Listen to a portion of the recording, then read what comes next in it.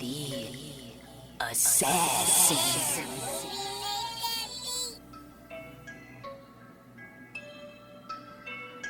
You know I break necks, call me Jack Tate. I have no regrets while your life is fading. I'm a crazy fuck equivalent to Satan. When I'm behind the mic, I feel like the greatest. You know I break necks, call me Jack Tate. I have no regrets while your life is fading. I'm a crazy fuck equivalent to Satan. When I'm behind the mic, I feel like the greatest. What up, y'all? You're listening to Sports Talk with Tropp, and I'm your host, Katie Tropp. Well, before we get started, I'm dropping my next music video tomorrow for Victim Culture. You can find that, as always, on my YouTube channel, youtube.com/Katie Tropp, or on my official website, katietropp.net. Look out for it tomorrow. It's another crazy cracker moment. Just saying. If you're easily offended, you should probably not watch it. Although I feel that about any of my music videos. So, look out for it. All right, so let's get right into it with my top 10 MLB Power Rankings for this week. Starting with number 1, no change at all. The New York Yankees still at number 1 on my top 10. Their overall record, 53-20, still the only team in baseball currently who has even hit the 50 game wins mark. So everybody else is still beneath them. Looks like the next behind them is still the New York Mets. They are at 47 wins. But the Yankees, they are just rolling through. They did have a great series this weekend against the Houston Astros. They also played the Tampa Bay Rays earlier in the week. Aaron Judge still leads the league in home runs. He's got 28 home runs. But damn, this was a great series. You know, I expected it to be a great series. You know, game 1 on Thursday night was excellent. Already talked about that on Friday's show. But then, so on Friday, the Astros, they got the win in game 2. Verlander, he had just an amazing game. As always, he came out and he just absolutely dominated. Also, Jose Altuve had a great game as well. Then in game 3, the Houston Astros actually ended up having a combined no-hitter against the Yankees. So the Yankees are the top offense in the league, and they weren't able to even get a hit against the Astros in game 3. The no-hitter was with Javier and Neris and Presley were the 3 pitchers who threw the no-hitter, the combined no-hitter. And then yesterday's game, it was a great way to round it out. You know, it looked like the Astros, they were just rolling again. They were up 3-0. They were still no-hitting the Yankees. They had them down. They had them not score a run for 16 innings, but then all of a sudden, Giancarlo Stanton, he steps up to bat in the was it the 8th inning, I believe? It might have been the 7th inning actually, but regardless, it was kind of it was one of the later innings. He comes right up to bat and he knocks one out the park, and so it's 3-1. Astros still with a comfortable lead, but then the Yankees just started getting some guys on base in the following inning, and then DJ LeMahieu comes in. He's got 2 guys on base, and he ends up hitting this nice hit in outfield into the outfield, and ties the game up at 3. And then they go into extra innings. I believe they went to the 11th inning, if I recall correctly. And Aaron Judge comes right up to bat. He's got 2 guys on base, and he was the game 1 hero in Thursday's matchup. And he comes right up to bat, and you know, it's really difficult to walk Judge because he had Aaron Rizzo right behind him, and Aaron Rizzo's hitting home runs like no other as well. So, I mean, no matter who you go up against, you're pretty much fucked. But Aaron Judge is the hottest hitter in the league right now, and he comes right up to bat and knocks it right out the park. Yankees walk off with the win yet again. And so, yeah, Yankees are still number 1 on my top 10. Number 2 on my top 10 MLB Power Rankings this week is the Houston Astros. I think with the way they played the Yankees this weekend, they also played the New York Mets earlier in the week. They played them well also. Their overall record right now is 45-27. But like I said, they're just dominating. Their pitching has been lights out. They have one of the most solid pitching cores in the league from start to finish. Their starting pitching is amazing. Their relievers are amazing. Their closer is amazing. So it's going to be really difficult to hit on them, as the Yankees found out. Even though the Yankees got the win yesterday, the Yankees went 16 innings straight without getting a hit off of this team. So this pitching is excellent, and it's really amusing to whenever Jose Altuve comes to bat, basically in anybody else's home park other than Houston. The greatest thing is listening to the "Fuck Altuve" chants, man. Like I just love those chants. It's hilarious. He deserves it, but also at the same time, it's hilarious when he comes right up to bat. And I believe it was in Game 2 where he hit the ball right out of the park on the first pitch. So it's just funny to see the "Fuck Altuve" chants, but it's funny to see him come right out, embrace it, and then hit it right out the park. I mean, it's got to feel nice to have that happen. So I've got the Astros at number 2, just because they played 2 great teams this week, 2 of the top teams this week in the league, and they played them both well. So they definitely deserve to move up in the rankings. So I've got them at number 2. Then at number 3 on my Tropp 10 MLB Power Rankings, I have the Boston Red Sox. Their overall record right now is 42-31. They currently have the longest winning streak in the league at 7 wins. They're 8-2 in their last 10 games, but I think they've won their last 17 of their last 20 games. Basically, they are the hottest team in the league right now, behind the New York Yankees. I think the Yankees have 1 or 2 more wins than them in the month of June. But the Red Sox are killing it right now. They just swept the Cleveland Guardians this weekend, and then they also played the Detroit Tigers earlier in the week. Rafael Devers, man, this guy, he is just hitting like no other. He is having a spectacular season, and he's been probably the main reason why their offense has been just lights out lately. J.D. Martinez also had a great week also. And then the old journeyman, Rich Hill. You never know what you're going to get from that dude. He used to actually be a really solid pitcher back in the day when he was with the Dodgers. And he's been just kind of working his way through. You know, he's had some injuries over the time. But he actually had a really good, solid outing this week. And the Red Sox, they just continue to win. Then at number 4 this week on my Tropp 10 MLB Power Rankings, the Atlanta Braves, overall record of 42-32. This week they were a little bit cooled off compared to the last week. This week they went up against the Dodgers and the San Francisco Giants. Man, Marcell Ozuna has been having one hell of a season. Not only did he have a spectacular week, but this guy has just he's been basically the saving grace and most consistent batter for the Braves so far this season. Also Swanson, man, he had a great week as well against both the Dodgers and Giants. He really killed the Giants, but he also had a great series against the Dodgers as well. So, and the Braves, they also dodged a huge injury. It looked like Ronald Acuna, he hit a foul ball off his foot, and so you never know what's going to happen with that. Turns out he did not break anything, so that's really good for the Braves. I mean, they've already missed Ozzie Albies. He's going to be out for a couple months with the foot injury. And Acuna just came back, and he's been on fire since he came back, so they really can't afford any more injuries, especially in that batting lineup. But Braves, still, even though they didn't have that great of a week, I still have them up at number 4 on my Tropp 10, just because they did play some good teams this week as well. Then at number 5 on my Tropp 10 MLB Power Rankings are the New York Mets. Overall record of 47-27. This week, the last 10 games are 6-4. This past week, they played the Florida Marlins and the Houston Astros. Pete Alonso just continues to have another great season as well. He basically gets a hit in every game. He's a deciding factor in pretty much every single game this season. Right now, he leads the league in RBIs with 69. And Brandon Nimmo, he had a great week as well. And this team just continues to overcome the starting pitching. They don't really, it's basically a bunch of no-names right now, and they just continue to strike dudes out. They're a spectacular all-around team.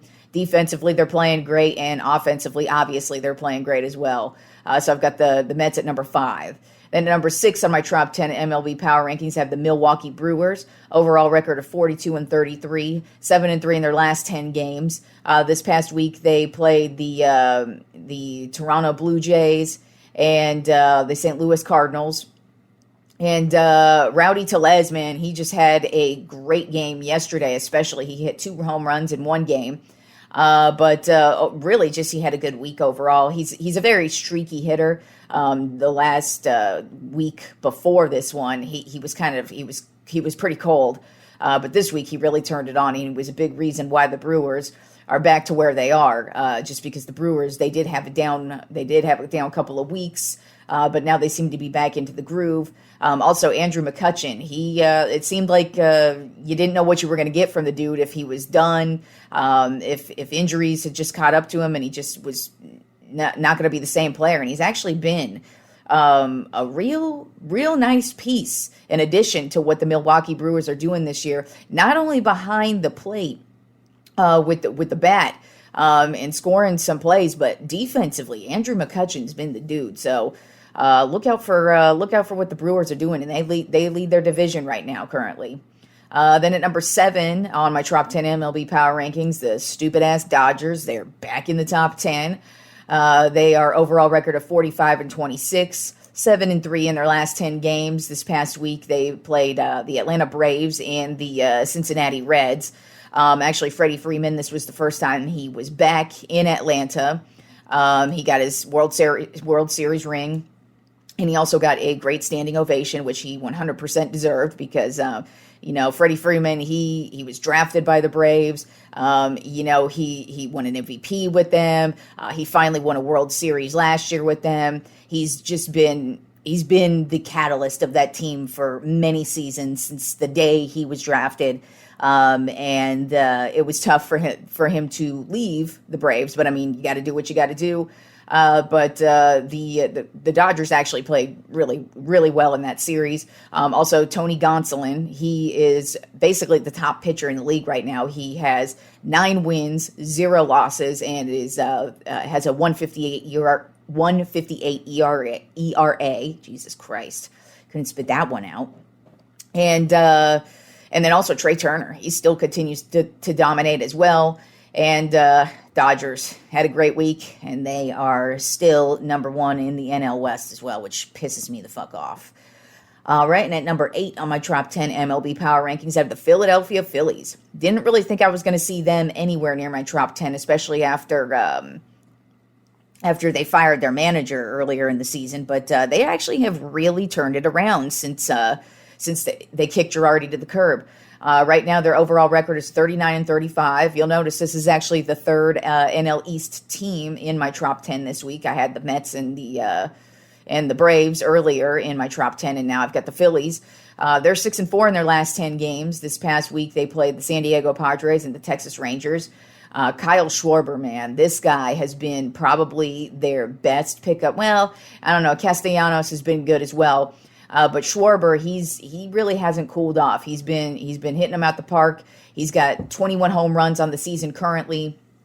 Castellanos, he did also have a good week as well. He even had a 4-hit game over the weekend. And their only bad news is Bryce Harper. He's been also having a spectacular season, basically competing. He is the reigning NL MVP, and right now it's looking like statistic-wise, he's well on track to be the MVP yet again, or at least be in the running. But unfortunately, this weekend he was hit by a pitch and broke his thumb. And so he's out indefinitely right now, and obviously you need your thumb if you're going to be hitting out of the park like Bryce Harper does. So we'll see how long he's out. That's probably going to be a huge hit for the Phillies. Now I don't really expect to see them much in my Tropp 10 anymore, but they are here now. And at number 8 this week. Then at number 9 on my Tropp 10 MLB Power Rankings, I have the Minnesota Twins. Overall record of 41-33, 5-5 in their last 10 games. This past week, they played the Colorado Rockies and the Cleveland Guardians. Byron Buxton, man, he just continues to hit. He is, I think he's got like 19, 20 home runs right now. I know he's in the top 5 of home runs, so he's hitting them out the park. Kepler, he also is finally starting to catch on. He's a very streaky hitter, but this week he's on his hot streak.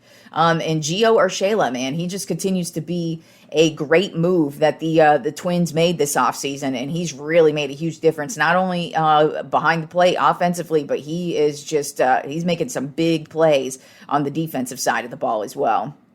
And then rounding out my top 10 MLB Power Rankings are the St. Louis Cardinals, overall record of 41-34, 4-6 in their last 10 games, so they didn't have that great of a week. This week they played the Chicago Cubs and the Milwaukee Brewers. Both teams actually played them pretty well. But honestly, there wasn't really, it was kind of difficult to pick the last couple of teams this week, just because not a lot of impressive baseball was done by anybody else besides the top 8 teams, really. Everybody else was pretty streaky, or kind of played 500 ball for the most part. But Paul Goldschmidt, he continues to dominate. He's still hitting in the high 300s right now. And then Tommy Edman, man, he's also having a great season as well. He's been a huge reason why they continue to score at such a high rate right now. And also another notable thing that happened this weekend, there was a huge brawl yesterday between the Seattle Mariners and the Los Angeles Angels. Now, these are 2 division opponents, so they already kind of have bad blood. But earlier in the weekend, I believe it was, so yesterday was Sunday. So yeah, Friday, Mike Trout had this amazing game against the Mariners, as he normally does, because that is the team he has the most home runs against. And now he actually took over the record of having the most home runs against one team, the Seattle Mariners. I think it's now 53 home runs he has against the Mariners. But basically, he had an amazing game against them on Friday. Then on Saturday, he's up to bat, and he is almost hit by a 95-mile-per-hour pitch that goes up towards his head, and you could tell that shit was on purpose. And even he was real pissed off about it. And when you do something like that, especially to Mike Trout, the leader of that team, and the guy who's just, if you can't get him out, you shouldn't be trying to hit him in the head. And he even said in his post game conference is that if you're gonna hit him or try to hit him, at least hit him in the ribs, not in the head. So there was some bad blood coming into yesterday's game, not only because they're division rivals, not only because Mike Trout's kicking their ass. Also, this team has played each other. Like the last week, basically they had like one series in between this one, so they've played each other like eight times in the last like week. So they're pretty much sick of looking at each other and sick of playing each other. So this was about to boil over. So when Winker for the Mariners comes up to bat, the pitcher for the Angels at the time wants, he actually does. He hits Winker. It was completely obvious and intentional. You could tell that it was. And Winker got a little bit pissed off. And he starts running over to the Angels bench, and then an actual brawl breaks out. Now, one of the great things about watching these brawls is that I love to see the guys who are pretending to fight. You know, there are some dudes in there who are actually throwing some real-ass punches and trying to fuck somebody up. But then there's the dudes on the outskirts who are, like, acting like they're throwing shit, and they're not doing nothing. But it's always fun to see those brawls, and this was a real one. It was bad blood between the two teams. The Angels did end up getting the win anyways, but it was an interesting event that happened in baseball this weekend. Just a rundown of some of the top pitchers in the league currently at this point. I did mention Tony Gonsolin with the Dodgers. He's basically the top pitcher in the league right now. He's got 9 wins, 0 losses, and has a 1.58 ERA, which is the lowest ERA in the league right now. Then you've got Shane McClanahan with the Tampa Bay Rays, man. The Tampa Bay Rays, they know how to find starting pitching. If there is one thing that the Rays have been just great at, is getting starting pitching. And not just like finding decent dudes, like they find like Cy Young award-winning guys. I mean, there are... Over the last, 10 years, you can just name some really great pitchers that have come up through the Tampa Bay Rays farm system, and then eventually they trade them. So this is probably what they're going to do to McClanahan at some point. But he has just been lights out. I mean, he actually wasn't too bad last year, especially towards the end. He was just the strikeout king, and he continues to be the strikeout king this year. He's got 8 wins and a 1.77 ERA, but he's had the most strikeouts in the league since the end of last season. So he's just killing it for the Rays.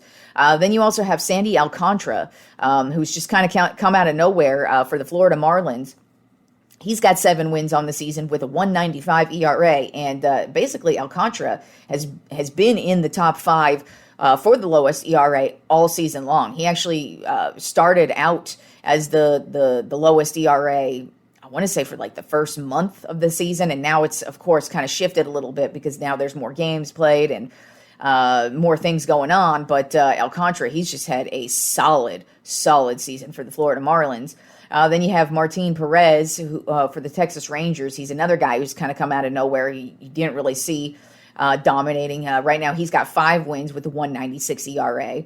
Then you got Manoah playing for the Toronto Blue Jays. He's also dominating. He's got 9 wins on the season with a 2.05 ERA. Joe Musgrove for the San Diego Padres. He's been lights out as well. 8 wins with a 2.12 ERA. And then rounding out the solid pitching this season is Justin Verlander, 9 wins with a 2.22 ERA. So those are the top pitchers in the league right now. And really, they've been the most dominant guys from start all the way up until this point. So we'll see what happens with the rest of the season. But it's pretty crazy because, you got some no names in there, kind of like Gonsolin, who's kind of like he's worked his way up with the Dodgers, but you didn't really expect him to be the league leader in starting pitching. Then you got McClanahan, the new young guy. Then you've got the Musgroves and the Verlanders, the guys who've been here for a while, and they're still dominating. So the pitching this season, while the home runs have been out of control, the pitching's also been great as well. And now let's move on to the College Baseball World Series. Thank God, Ole Miss. Thank you, Ole Miss, for winning. And not only winning, but you swept the shit out of the Oklahoma Sooners. I was going to be so upset if I had to see the Oklahoma Sooners win a College Baseball World Series. Thankfully, they did not. The Sooners were basically like the hottest team in college baseball up until the College Baseball World Series. Now, Ole Miss, they were the exact opposite. They did have a great tournament, but they were basically the final team to make the tournament. They were the final at large bid, so they basically just backed their way into this tournament. Nobody expected them to do shit. Game 1, they slaughtered Oklahoma. It ended up being a 10-3 final score, which is a big deal. I mean, it was kind of close in like the 4th and 5th inning, but then Ole Miss just busted shit wide open, and they just ran off with it. Then game 2 yesterday, it was a much closer game, but Ole Miss stepped away, and they ended up getting the win 4-2, and they won their first national championship. So congratulations to Ole Miss, and thank you so much for beating the Oklahoma Sooners, so I didn't have to talk about them winning a national championship in baseball. All right, and moving on to the NHL Stanley Cup Finals, we also have a champion there, a new champion. The Tampa Bay Lightning, they were actually the 2-time defending champs, and they got slaughtered by the Colorado Avalanche, who won in Game 6 last night. And I mean, the Avalanche, they were obviously the best team this year. They owned the regular season. They just skated on through the postseason. And then they got to, this was probably their most difficult matchup of the postseason. But they still basically ran away with it. I mean, they were up 2-0 at one point. The Lightning were able to get back into it Game 3. There was a little bit of controversy in Game 4 as to how the Colorado Avalanche won. Whatever, they still won.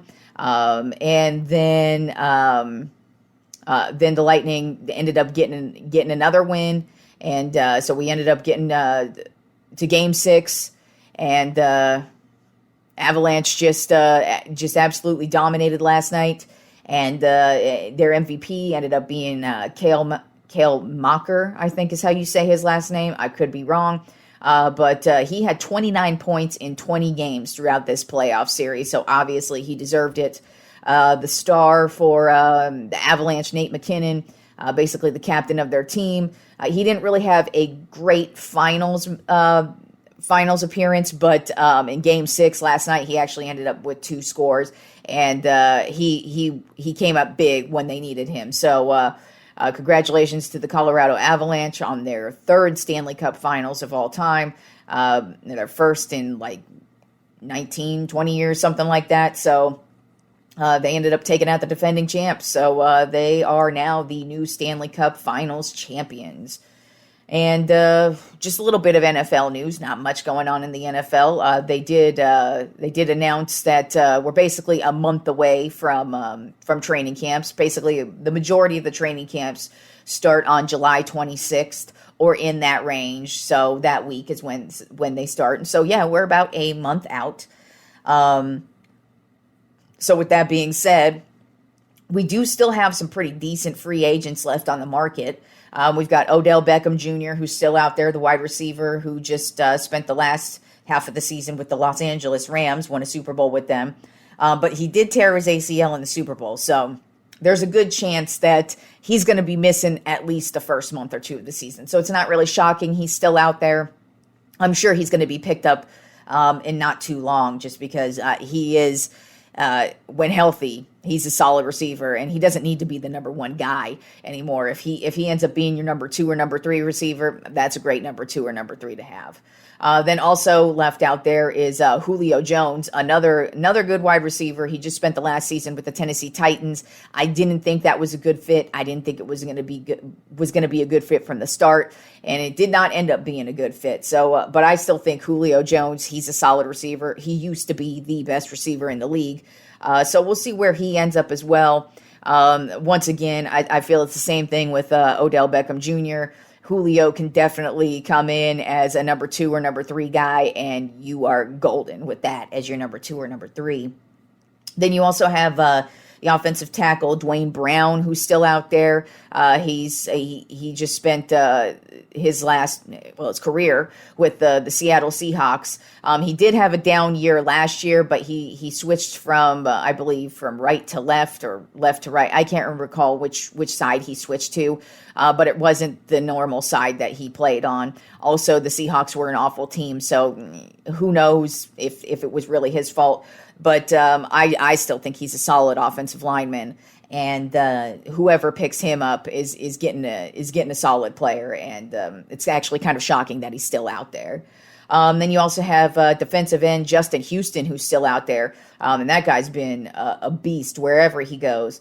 He actually had a great season last year with the Baltimore Ravens. He was basically the best guy on defense, which says a lot because their defense is usually always good. But Justin Houston, he's still out there, so I could see him making an impact with a team, whoever he signs with. Then you also have Ndamukong Suh, defensive tackle, still out there. While he's getting up there in age, he could still run a motherfucker down. He's still got that edge on him. So depending on where he goes, I think he could also be a great addition to a team. Then you have cornerback Kevin King, who just spent the last season with the Green Bay Packers. He actually was having a really, really good season, but then ended up suffering a season-ending injury, which is why I think he's still out on the market because before the beginning of last season, he had a good season to start, and then, like I said, got injured. But before that, he was kind of just a journeyman type dude. He wasn't really a lockdown corner, but he really turned it on last year. So I think he could definitely be a good addition to a team. And then you've got Dante Hightower, the linebacker, who just played with the New England Patriots. Now, he did have a down season, and then he took the COVID year off. But prior to taking the COVID year off, he actually was one of the top linebackers in the league. So I still think he has potential to be a very good linebacker. Who knows if it was more just him him being in the Patriots system is why he did so well. But I mean, depending on your linebacking core, if you've got a pretty deep, solid linebacking core, I think Hightower could be a great addition for some depth. And then the last notable free agent out there is defensive end Carl Nassib, who was with the Las Vegas Raiders this last season. I think it's kind of weird that he's still out there. He's a very solid defensive end. But I would like to point out he is the only openly gay player in the league. Could that be a reason why he's not signed? Would not surprise me. I guess that just goes to show why a lot of guys, a lot of athletes who are in the closet don't come out, because if you happen to be kind of like Carl Nassib, who's like, he's a good player, but he's not like a game-changing player. So I mean, he could still be a free agent even had he not come out as gay, but I wouldn't be surprised if that's playing a role as to why he has yet to be signed, just because, he's young. He's a good player. He's a solid player. Like I said, he's not like a number one defensive end, but I think it's kind of shocking that he's still out there. So we'll see. I expect him to be signed with somebody, but I don't know. It's not a good look for the NFL to have the openly gay guy unsigned, and he's a pretty solid player. Like I said, not the greatest player, not like a number one guy. He's obviously not like Aaron Donald or anything like that, but still a good player, and probably shouldn't still be on the free agent market. So we'll see if he gets picked up. And then speaking of defensive ends, now I was on Twitter this weekend, just kind of scrolling through. I don't usually spend a whole lot of time on social media, especially these days, because all you get is barraged with people in their crappy loser political opinions. No matter what they are, I can't stand political opinions. So I don't spend a whole lot of time scrolling through social media. But when I do, sometimes something will catch my eye, and what I saw this weekend definitely caught my eye.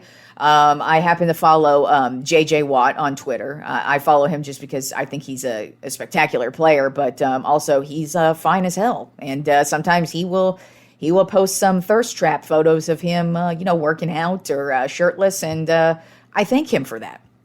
So I was just, scrolling through Twitter, and all of a sudden I see this great picture of JJ Watt, of him in the gym, shirtless, with this like nice ass 12-pack, looking all ripped, and the caption is working on this dad bod. And I just start laughing because it's just obviously the exact opposite of what we normally refer to as the dad bod. But I just would like to throw it out there, y'all, that that's what I call a dad bod. That's the dad bod I want to motherfucking see, is the straight up yoked up motherfucker with his like 12-pack, looking fine as hell. Thank you, JJ, for posting that as well. Maybe you and Aaron Donald could start doing like workouts together, and you can just post all these great shirtless pictures of the two of you working out and looking fine as hell, because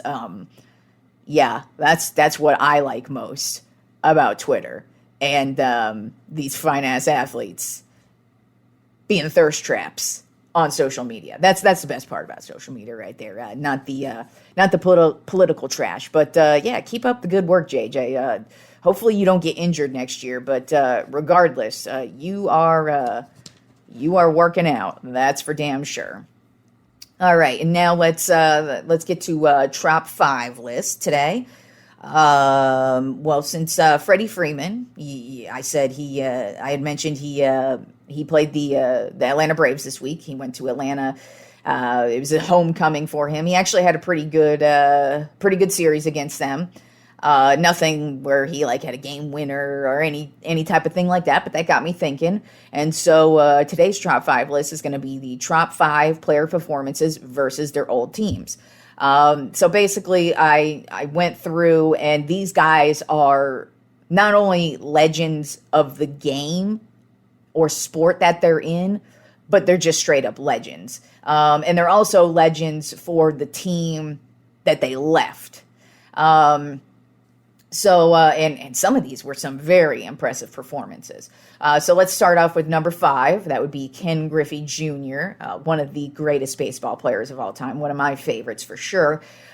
He was drafted by the Seattle Mariners, and then eventually he drafted in 1989, and he was there from 1989 to 1999. Then he had moved on to the Cincinnati Reds, and he was with the Reds from 2000 to 2008. I'm not going to mention all the teams that all of these players ended up on. I'm really just going to be talking about the team that they were on, that they had to face with their new team, basically. Ken Griffey Jr. did end up playing for a couple other teams as well. I believe he played for the White Sox in the 2009 season or the 2008 season. And then he ended his career the 2009-2010 season with the Seattle Mariners. So when he did move on to the Cincinnati Reds, the game he played against them was on June 24th, 2007, Cincinnati Reds versus the Seattle Mariners. He had a great game. He ended up going for 3 for 4 with 2 home runs and 2 RBIs, but unfortunately it ended up being a 3-2 loss. So that was shitty, but he at least had a really solid game against his old team. And I mean, Ken Griffey Jr., like I said, one of the greatest baseball players of all time, one of the most exciting players to watch. It's actually unfortunate that he never won a World Series, because in my opinion, he's probably like, if you're thinking about all the players who are really good, who never won a championship, as far as baseball goes, Ken Griffey Jr. is probably number 1 on my list of that one. Maybe I'll have to do a Tropp 5 one of these days with that kind of a list. But Ken Griffey Jr., he is number 5, Reds, when he played for the Reds against his old team, the Mariners. Then at number 4 on my Tropp 5 player performances versus their old team, Shaquille O'Neal, when he versus the Los Angeles Lakers, or versus Kobe Bryant, because we all know that was what it really was all about. But basically, Shaq played for the Lakers from 1996 to 2004. Then he moved on to the Miami Heat from 2004 to 2008. He did win 3 championships with the Los Angeles Lakers, and he also ended up winning 1 with the Miami Heat. If you don't recall, it was a very heated, contentious end for Shaq and the Lakers. And it was basically, just Kobe could not stand working with Shaq. Shaq could not stand working with Kobe. Kobe was always calling out his work ethic. And I would like to point out, it's kind of funny that after Shaq was traded, he never dominated ever again. So Kobe might have had a point. I love Shaq. I love what he did for the organization, and I respect the hell out of Shaq in his entire career, no matter what team he was on. But he really did start to fall off once he got traded to the Heat. It was also kind of funny because his big gripe was he didn't want to be like second best to Kobe Bryant, but he was happy to take the second player role when Dwayne Wade was with the Heat. Don't get me wrong, that's not a diss at Dwayne Wade. I also respect the fucking shit out of Dwayne Wade as well. I'm just pointing out that Shaq had issues with Kobe, and he decided to play second fiddle and fall off in Miami. But regardless, when he was playing with Miami, the Miami Heat were 3-1 versus the Lakers in the 4 matchups that they played each other. So Shaq did get the better of all of these matchups, starting with the most anticipated game of that season. The first season he left, December 25th, 2004. Miami Heat versus the Los Angeles Lakers on Christmas Day. And it was a battle. The Heat did end up winning in overtime, 104-102. Shaq's stat line was he went 11 for 19, 2 for 7 on the free throws, 11 rebounds, and 24 total points. Kobe Bryant actually ended up having 43 points. And this also happened to be one of my favorite Kobe Bryant moments, not during the game, but after the game, because the reason why they lost the game is Kobe ended up missing a couple of shots, and he was so pissed off at himself that he was missing those shots that right after that game, he went onto the court and was practicing all the shots that he missed. And he just would not get off the court until he knocked down the shots that he felt he needed to knock down. So that is one of my favorite Kobe Bryant moments, even though they lost that game. But this was a crazy game. I remember just how contentious it was. And we were all wondering if Shaq and Kobe were going to give each other a high five or whatever. It was crazy. But the Heat did end up winning, and it was a good-ass game. Then the next game was March 17th of 2005 in that same season. The Miami Heat absolutely walloped the Los Angeles Lakers 102-89. Shaq's stat line was 11 for 19. He went 3 for 9 with the free throws, with 12 rebounds and a total of 25 points. Kobe had 26 points in that one. And then the third straight matchup was December 25th, 2005. So the following Christmas, the Heat would end up winning that one. Another close matchup, 97-92. And Shaq's stat line was he went 8 for 18, 2 for 5 on the free throws, with 17 rebounds and a total of 18 points. And Kobe ended up with 37 points total. One thing I would like to point out, and kind of why I made Shaq low on this list, is just because the Lakers teams he went up against were garbage ass teams. We didn't even have Pau Gasol yet. It was just basically Kobe and Lamar Odom. And other than that, we had fucking Smush Parker and a whole bunch of other trash that they were just garbage ass teams. So the fact that Shaq did end up going 3-1 versus this Lakers team, good for him. I'm sure he was real happy about it, but still, it's not that impressive just because those Lakers teams were basically Kobe and everybody else. And you could tell by the stat line as well, because it was actually kind of fun to go back and just read the box scores. And it's basically just like Kobe, Kobe, Kobe, Kobe, Kobe, Kobe. Maybe stupid-ass Smush Parker here or Luke Walton there. But for the most part, man, it was all Kobe all the time during those couple of years versus the Miami Heat and the Shaqless years. All right, moving on to number 3 on my top 5 player performances versus their old teams. Wayne Gretzky, when he played with the Edmonton Oilers from 1979 to 1988. He won 4 championships with the Oilers, but he would eventually move on to the Los Angeles Kings. He played with them from 1988 to 1996. And in the first year that he played with the Kings, in the 1989 semifinals, they would end up facing the Edmonton Oilers. The Kings would be down 3-1 in the series, and they ended up making a historic comeback, which was just crazy and also so Gretzky.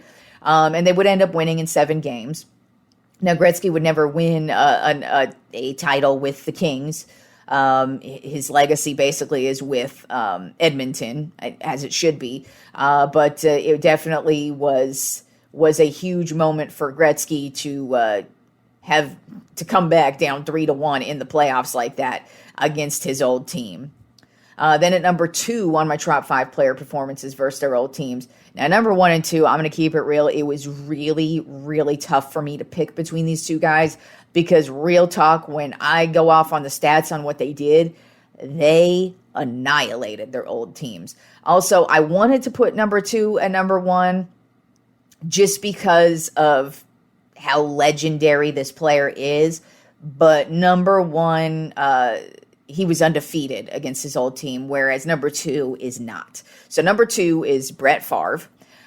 He played with the Green Bay Packers from 1992 to 2007. Then he would move on to the New York Jets for the 2008 season, but then he signed as a free agent with the Minnesota Vikings 2009 and 2010.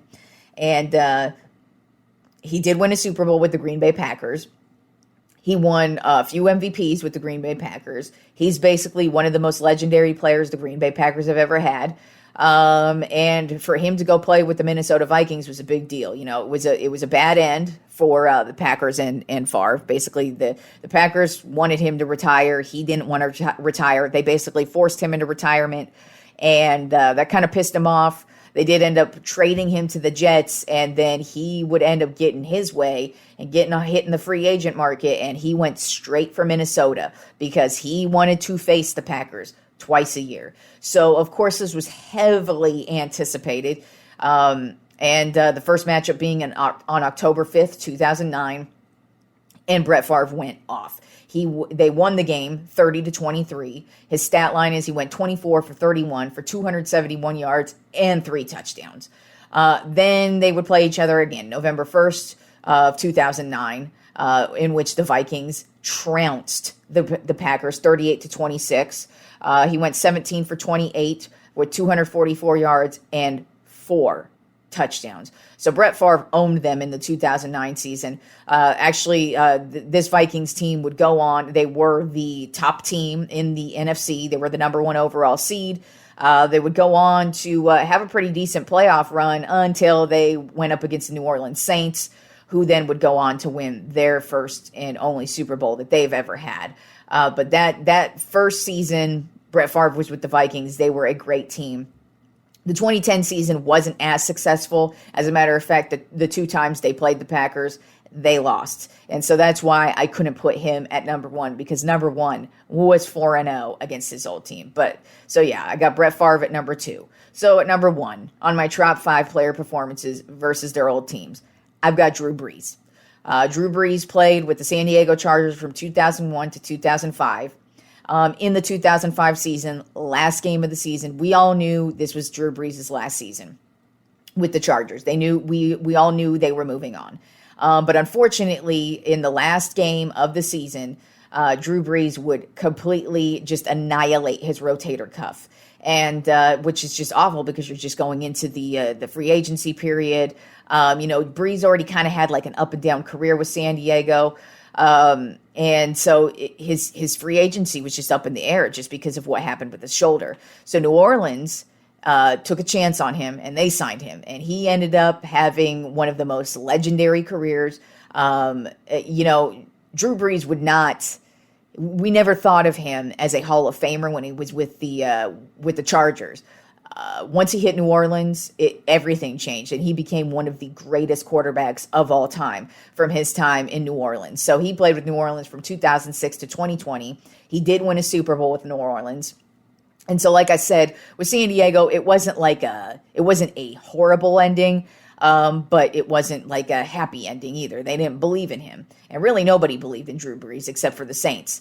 But Drew Brees faced off against the San Diego Chargers 4 times in his career, and all 4 times he stomped them to the curb. Starting off on October 26th of 2008, the Saints won 37-32, close matchup.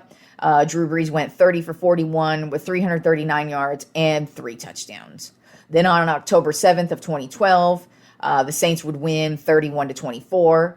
Drew Brees went 29 for 45 with 370 yards passing and 4 touchdowns. So that was obviously the best performance he had against San Diego. But man, he really wanted to take it to him in that one. Then on October 2nd of 2016, close matchup, Saints would win 35-34. Drew Brees went 23 for 36 with 207 yards, 2 touchdowns, and 2 interceptions. And then the final matchup of October 12th of 2020, another close matchup. Saints would win 30-27. Drew Brees went 33 for 47, 325 yards, 1 touchdown, and 1 interception. So that's why I had to put Drew Brees number 1. I really did battle back and forth between him and Favre, just because, when Favre left the Packers, that was a really big deal. And he is one of the most legendary quarterbacks of all time. And it was just so crazy to see him in another uniform, playing in the same division and kicking the shit out of them. But when I saw Drew Brees went 4-0 against San Diego with the stats, especially that one in 2012 where he went for 370 yards and 4 touchdowns, that's impressive as hell. And yeah, that's just Drew Brees in a nutshell, man. 4-0 against San Diego. And that's my top 5 player performances versus their old teams. And we got a great week of sports ahead of us. We got a ton of baseball. And enjoy the week of sports. And I will talk to you fools on Friday. Peace out, homies.